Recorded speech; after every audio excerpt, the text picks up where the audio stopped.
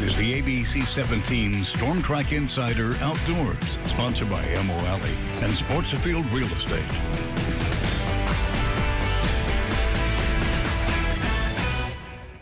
Mid-Missouri, we are entering the second half of fall, and some hunters are eagerly waiting for the second split of archery turkey season to begin. ABC 17 Storm Track meteorologist Chance Gotch is breaking down how weather can affect turkey habits and diets during the fall and winter months in tonight's ABC 17 Storm Track Insider Outdoors.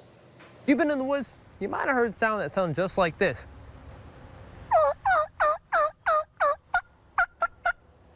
Well, that would be a turkey. And fall firearm season for turkey has already passed, but the second split of the archery season starts November 27th. I talked to Nick Oakley of the Missouri Department of Conservation and sat down to talk about how weather can impact your turkey's behaviors in the woods and also their diets. Colder weather is inevitable the closer we get towards the ending months of the year. Nick Oakley tells me that food is a top driving factor in finding birds. Acorns are our key food source. In warm falls like we've had so far this year, they're still on bugs and like green shoots and things like that. Later into the fall and into the winter, hard mass becomes really important. Along with changes in preferred food choice, colder weather can also directly impact turkey movement throughout the day. So yeah, it's really all about finding the food.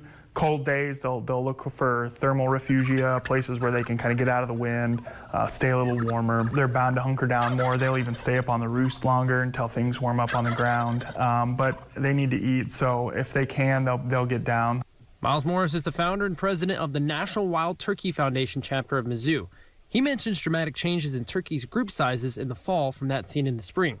Them in the fall becomes difficult because they're in those groups. You can't really get one to come in, and when you have 40 birds looking at you, it's kind of hard to make any sort of movement to try getting one. Nick Oakley explained to me that colder days can sometimes cause less movement for turkeys, and they sometimes can stay in their roosts a little later.